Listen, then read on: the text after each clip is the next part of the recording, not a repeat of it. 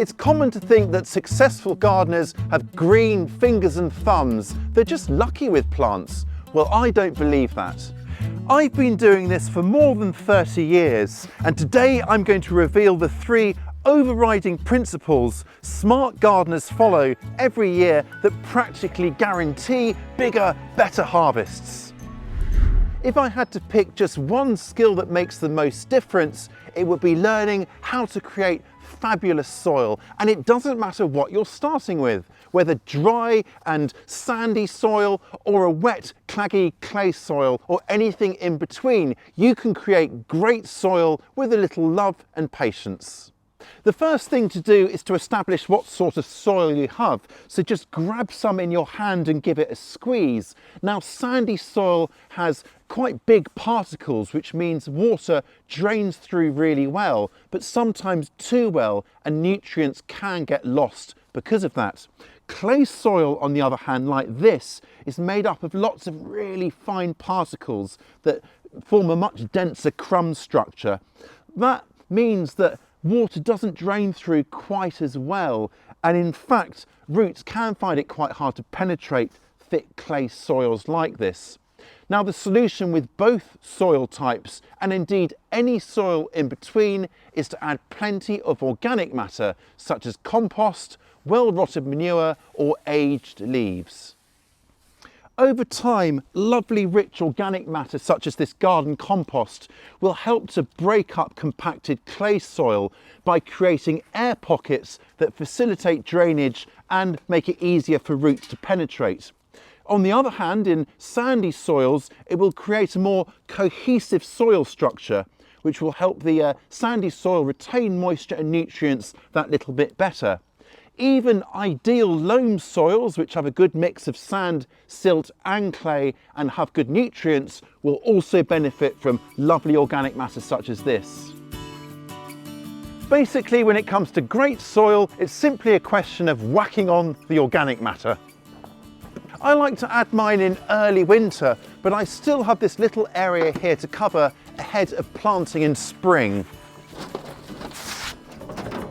And here's a particularly useful tip. You don't actually have to dig this stuff in. I just like to lay it about 1 inch or 3 centimetres deep onto the soil surface and then leave it alone for the worms to dig in for me. Improving the soil isn't just a winter job. Adding organic matter during the growing season will help to lock in soil moisture by slowing evaporation, and it'll protect plant roots against extreme fluctuations in temperature. Then, as all this lovely crumbly material further decomposes and gets incorporated into the soil, well, it will also add essential nutrients, further supporting healthy plant growth. Even if your soil is poor, it's not a lost cause. Regular applications of lovely manure, compost or leaves, applied whenever you get the chance, can dramatically improve your soil. If you're after instant results, there is a shortcut. Consider filling and planting up raised beds to create ideal areas of growing medium, and I'll link to a video on how to do that in the description below. Once you have fed your soil, the next key to success is to raise strong seedlings. It all starts with high quality seeds from a reputable supplier sown at the right time.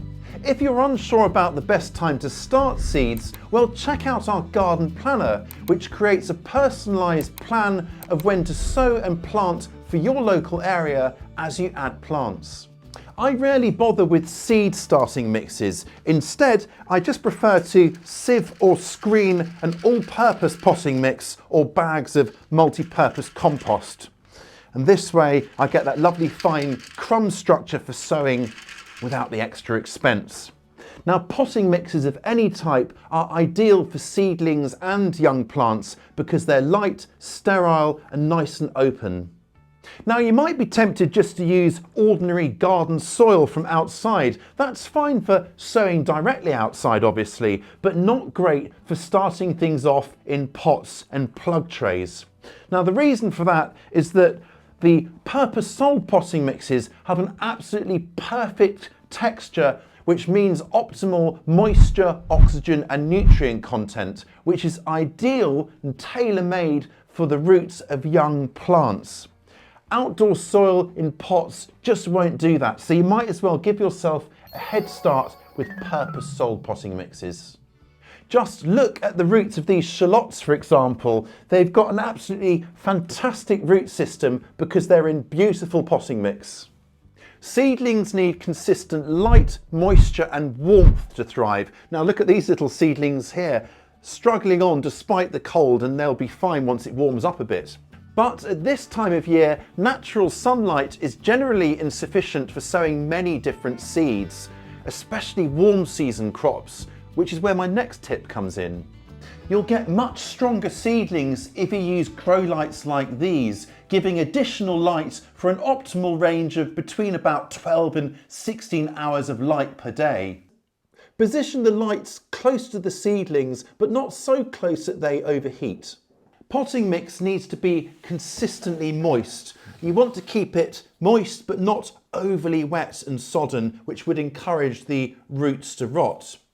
Now, soil temperature is important too, or potting mix temperature. Most seedlings like to germinate in temperatures of between about 60 to 75 Fahrenheit, which is around 15 to 24 degrees Celsius. Now, a heat mat can really help with this. It doesn't cost much and it will improve both the germination rate and speed. A heat mat can really speed things up. These cucumbers were sown just 5 days ago and I've now moved them to under the grow lights, but the speed is quite phenomenal.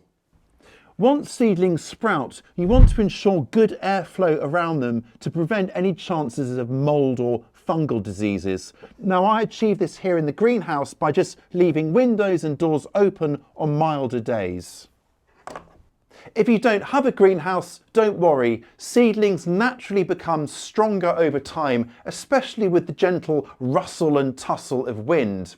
Now you can mimic this in an enclosed environment by popping a fan on a low setting to gently disturb your seedlings.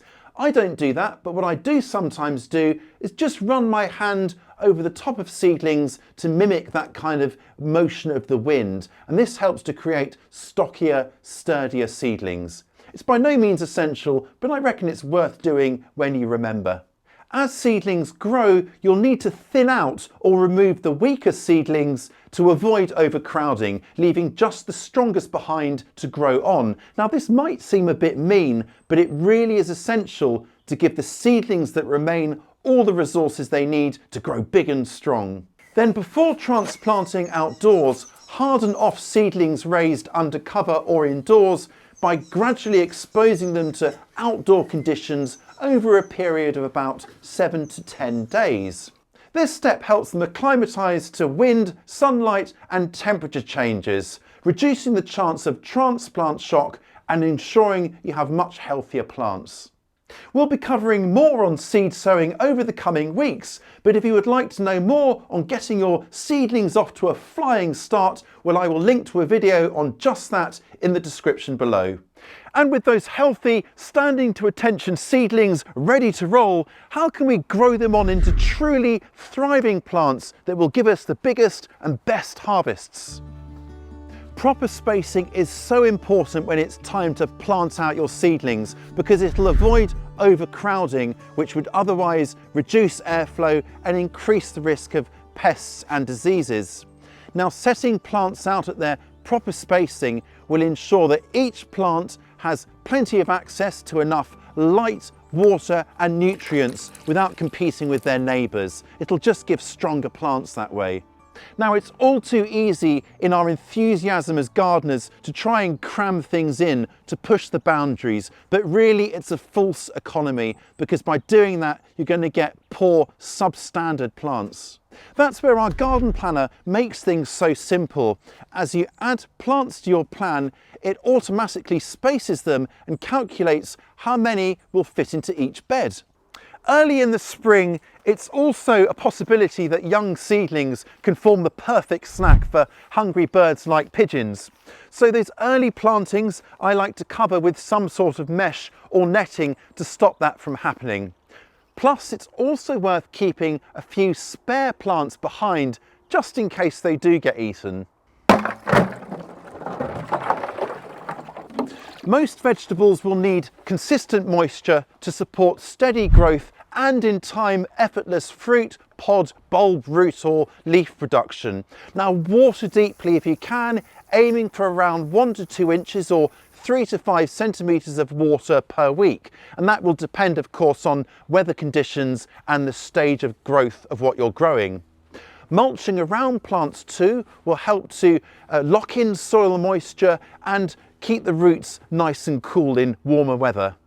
Properly prepared soil, lavished with plenty of lovely organic matter, shouldn't need any extra fertilisers or soil amendments, but there's no harm in applying additional organic natural fertilisers during the growing season, things like bloodfish and bone meal, chicken manure or a plant-based alternative. Additional feeds will help to support especially hungry plants like tomatoes, squash family plants and cabbages for optimal growth. Inspect vegetables regularly for any signs of pests or diseases and remove affected plant material quickly to stop problems spreading. Protecting vegetable plants from pests and diseases is another key to success, and I prefer to use natural methods such as attracting pest predators like ladybugs or ladybirds using companion plants like calendula, sweet alyssum or flowering herbs like fennel or dill.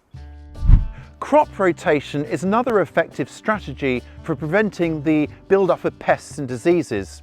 By rotating the position of crops in the same plant family each season, we can reduce the risk of pests and pathogens building up in the soil, thereby improving the chances of healthier, more resilient plants. And the Garden Planner can help with that too, by showing you where crops in the same plant family were growing in previous seasons, so you can choose a different location for the current season. And those are my 3 overriding principles to ensure your garden absolutely thrives: cracking soil, healthy seedlings and thriving plants. Good luck with your garden, and I will catch you next time.